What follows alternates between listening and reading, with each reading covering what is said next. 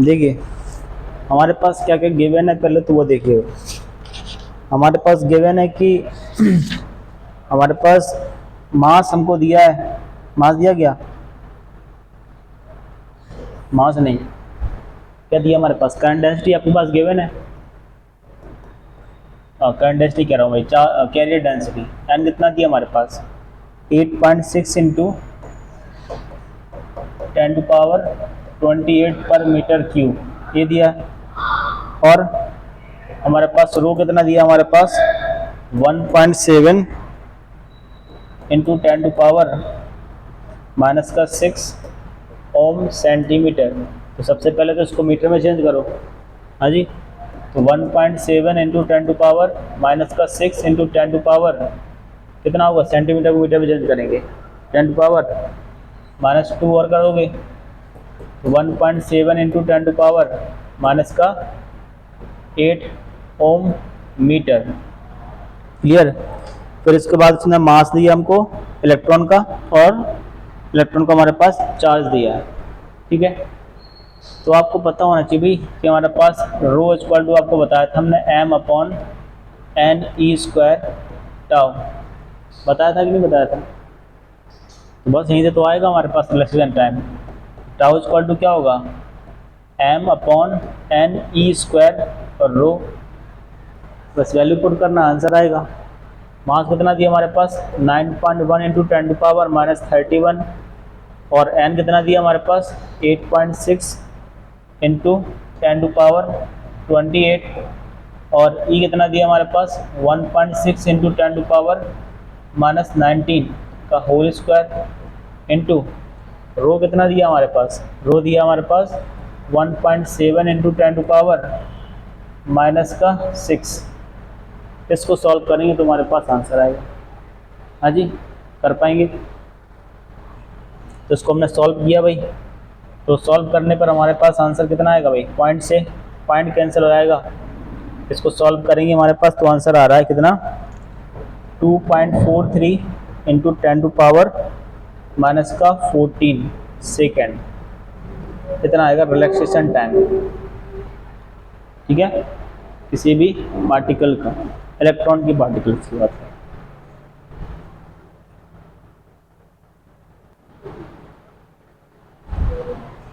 देखो अभी आपको मैंने बताया था अभी कि हमारे पास आई गिवन है, आई इक्वल टू कितना, α0t plus beta T square, okay. Alpha beta की वैल्यू पुट कर दो, तो आई इक्वल टू कितना दिया हमारे पास, 20t प्लस 8t स्क्वायर। अब आई का फंक्शन हमारे पास टाइम के रिस्पेक्ट में दिया है, तो आप जानते हैं कि आई इक्वल टू हमारे पास क्या होता है, dq/dt होता है कि नहीं होता है, होता है। तो हमारे पास कितना होगा, ये 20t प्लस 8t स्क्वायर होगा, इस t को उस तरह भेज दीजिए आप, कितना होगा, dq इक्वल टू कितना होगा, 20t plus 8t square into dt। अब क्या करना पड़ेगा आपको भी, इंटीग्रेशन करना पड़ेगा, ठीक है, क्योंकि 15 सेकेंड में उसने पूछा भाई, 15 सेकेंड में हमारे पास चार्ज कितना फिल हो जाएगा। क्लियर, बल करिए भाई इंटीग्रेशन, है ना, बहुत सारे इंटीग्रेशन करना पड़ेगा आपको। अब लिमिट क्या लेनी पड़ेगी, लिमिट लेना पड़ेगा जब चार्ज जीरो था, क्या बोल सकते हैं, जब टाइम हमारे पास जीरो था तो चार्ज भी हमारे पास जीरो होगा। जब टाइम t इक्वल टू हमारे पास 15 सेकंड हो जाएगा, तब उस बॉडी पे चार्ज भी कितना कुछ क्यू हो जाएगा हमारे पास, ओके। डी क्यू का इंटीग्रेशन हमारे पास कितना होता है भाई, डी क्यू का इंटीग्रेशन हमारे पास क्यू ही होगा, ओके। लिमिट हमारे पास जीरो से लेकर के क्यू तक इक्वल टू, अब इसका क्या करो, आप अलग अलग भी कर सकते हो, है ना, आपके लिए मैं अलग अलग कर दे रहा हूँ भाई। 20t 0 से 15 हमारे पास लिमिट है, प्लस इंटीग्रेशन 8t स्क्वायर 0 से 15 लिमिट है, ओके। चलिए अब upper limit minus lower limit रखेंगे तो कितना होगा, q माइनस 0 इक्वल टू, अब ये 20 तो बाहर निकल आएगा, कांस्टेंट है, इंटीग्रेशन ऑफ t 0 से लेकर के 15 तक, प्लस यहाँ पे 8 बाहर निकालिए, इंटीग्रेशन ऑफ t स्क्वायर 0 से लेकर के 15 तक। तो हमारे पास लिमिट, अब हमारे पास t का इंटीग्रेशन कितना होता है, यानी t पावर 1 की बात कर रहे हैं अपन, है ना, इंटीग्रेशन ऑफ, ये तो जानते हो भाई, integration of x power n into D x क्या होता है, x power n plus 1 upon n plus 1, यही तो होता है। अब t पावर 1 है तो कितना होगा हमारे पास यहाँ पे टी स्क्वायर अपॉन 2, लिमिट क्या होगी 0 से लेकर के 15 तक, प्लस 8, इसका कितना होगा t पावर 3 अपॉन 3, लिमिट क्या होगी 0 to 15। क्लियर, आगे सॉल्व करो भाई। ये 20 हो गया हमारे पास 2 बाहर निकाल लीजिए आप, ठीक है। ये कितना होगा टी स्क्वायर बचेगा तो अपर लिमिट, तो 15 का स्क्वायर माइनस लोअर लिमिट, 0 का स्क्वायर 0 होगा, प्लस 8 अपॉन 3 बाहर निकाल लीजिए, 15 का क्यूब होगा माइनस का 0 का क्यूब हमारे पास 0 होता है। क्लियर, यहाँ पे कितना बचेगा हमारे पास 10 बचेगा, 15 का स्क्वायर कितना होता है 225 माइनस 0 प्लस 8 अपॉन 3, और 15 का क्यूब कितना होता है हमारे पास, निकालिए भाई 15 का क्यूब कितना होगा,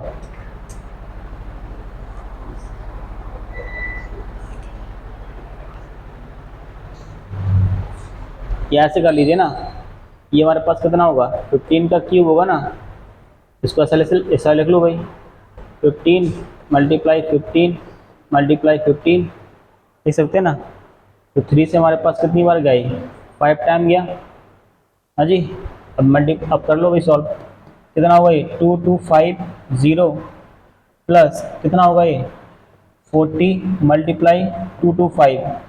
अब पर उसको सॉल्व ऐड कर लेना भाई, उतना ही हमारे पास आंसर होगा। करना भाई सॉल्व इसको, ठीक है।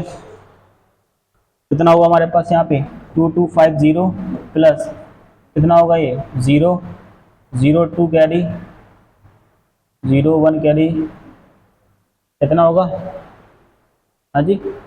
अब ऐड कर लीजिए, कितना होगा ये 12250, कितना हमारे पास आएगा चार्ज, ठीक है ना।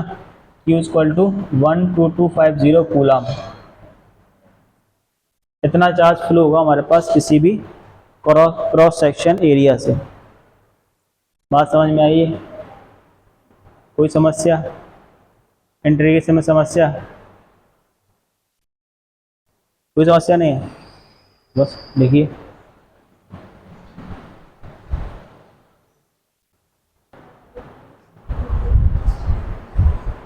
चलिए देखिए। अब एक कॉन्सेप्ट हमको सीखना है, क्या, स्ट्रेच्ड वायर का। स्ट्रेच्ड वायर,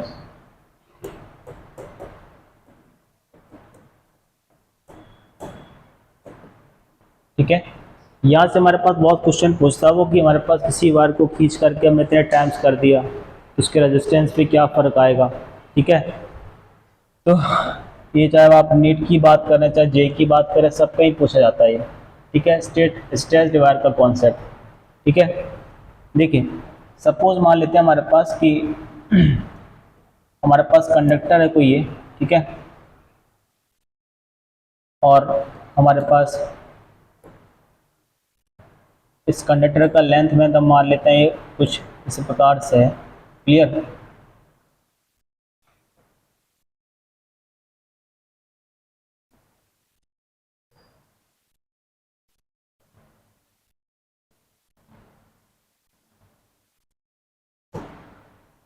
मान लेते हैं हमारे पास इस कंडक्टर का लेंथ हमारे पास कितना है, पहले L1 था, ठीक है।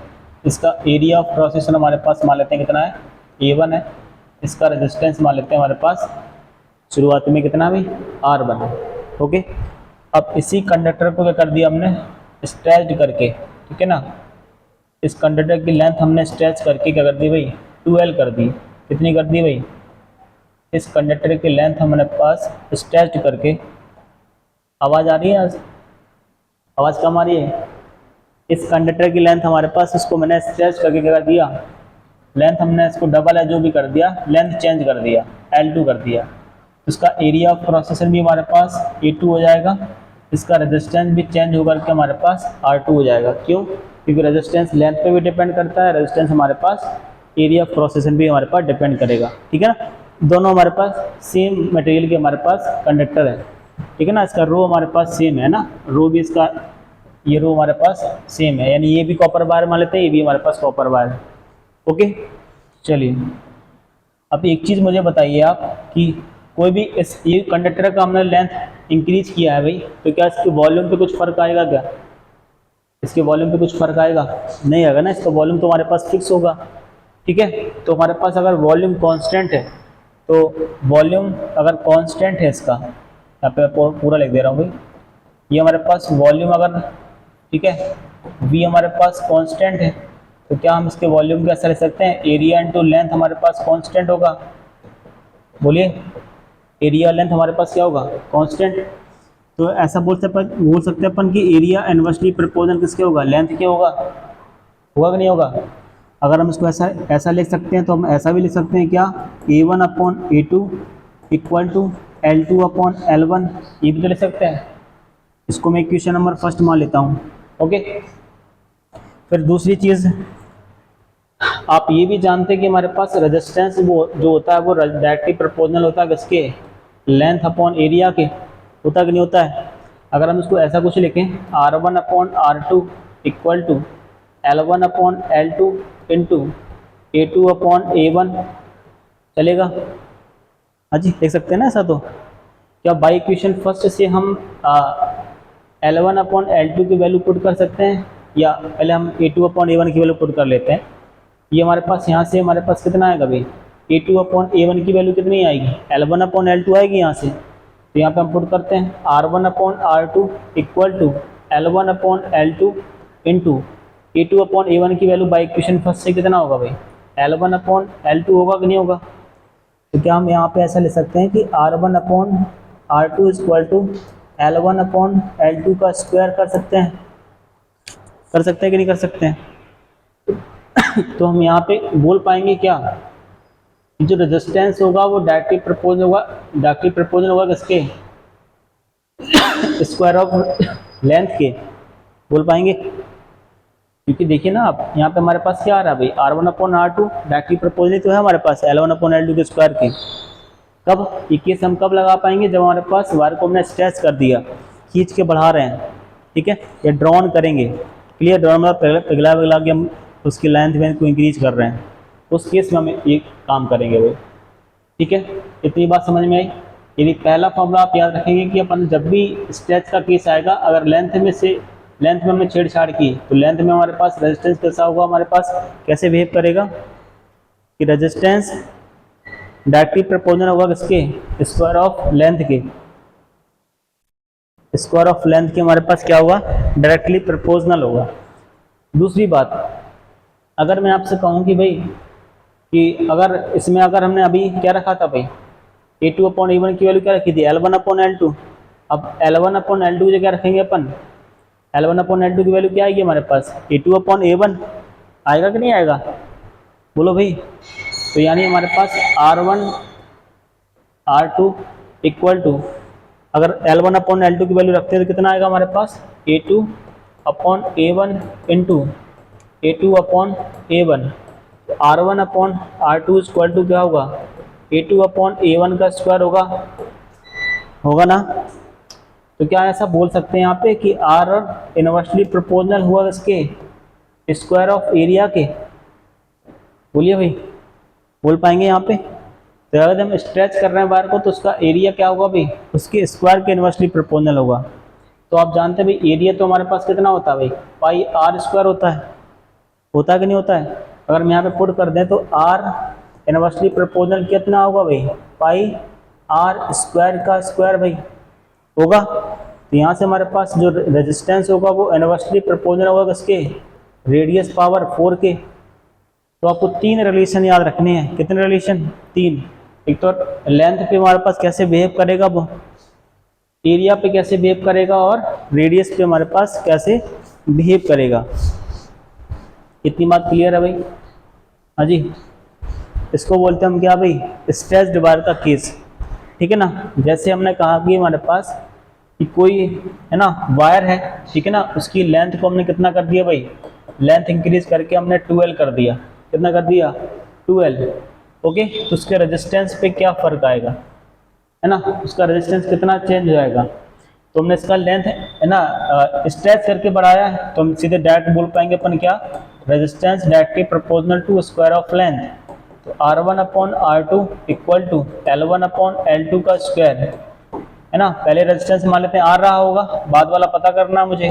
पहले लेंथ L रही होगी, बाद में उसकी लेंथ कितनी कर दी भाई 2L है ना, इसका स्क्वायर, ये भी स्क्वायर होगा हमारे पास। तो R upon R2 equal to कितना होगा L square upon 4L square, L square से L स्क्वायर कैंसिल, तो R2 हमारे पास कितना आएगा, हमारे पास 4 टाइम्स होगा किसके, R के। अब गलती यहाँ पे बच्चे क्या करते हैं, उसने कहा कि भाई लेंथ को 4 टाइम्स कर दिए, बच्चे गलती करते हैं। सर ने पढ़ाया था R directly proportional to L by A है ना, तो लेंथ से हमने देखा कि तो सीधे L directly proportional to L, तो ऐसे करेंगे R1 upon R2 equal to L1 upon L2, पहले R रहा होगा, फिर R2, फिर L रहा होगा, 2 टाइम कर दिया, L से L कैंसर, R2 तुरंत खटाक से कितना आएगा 2, कितना आएगा 2R है ना। ये बाद वाला रेजिस्टेंस हमारे पास कितना हो गया 2R, ये तो गलत हो गया भाई, बोलिए क्या हो गया गलत। अगर बिल्कुल बेसिक से ही जाना है तो बेसिक से कैसे जाएंगे, अगर इसको हम बेसिक से करें तो हमारे पास resistance directly proportional to Ly तो होगा, बट चेंज कैसे आएगा, R1 upon R2 equal to L1 upon L2 into A2 upon A1। जितना चेंज हमने लेंथ में किया ना, उसका हाफ किस में हो जाता है हमारे पास, मतलब उतना ही हमारे पास किस में चेंज आएगा, एरिया में भी तो उतना चेंज आएगा। अगर हमने इसका लेंथ इंक्रीज करके 2L कर दिया है ना, तो उसका एरिया भी कितना हो जाएगा A/2 हो जाएगा कि नहीं हो जाएगा, ठीक है ना। फिर हमारे पास ऐसे कर पाएंगे आप, तो R अपॉन R2 होगा यहाँ पे, R अपॉन R2, L1 पहले L रहा होगा, बाद में 2L हो गया, बाद वाला हमारे पास एरिया कितना हो गया A/2 हो गया, और पहले वाला एरिया A रहा होगा, L से L कैंसिल हो गया, A से A कैंसिल हो गया, R अपॉन R2 कितना आएगा 1/4, तो R2 कितना आएगा हमारे पास 4R आएगा। बात समझे, तो ये बेसिक से हो गया। अगर हम स्ट्रेच तक बात करें तो सीधे हमारे पास डायरेक्ट आ सकता है इससे। क्लियर बात समझ में आई, ठीक है ना, तो आप इसको नोट कीजिए।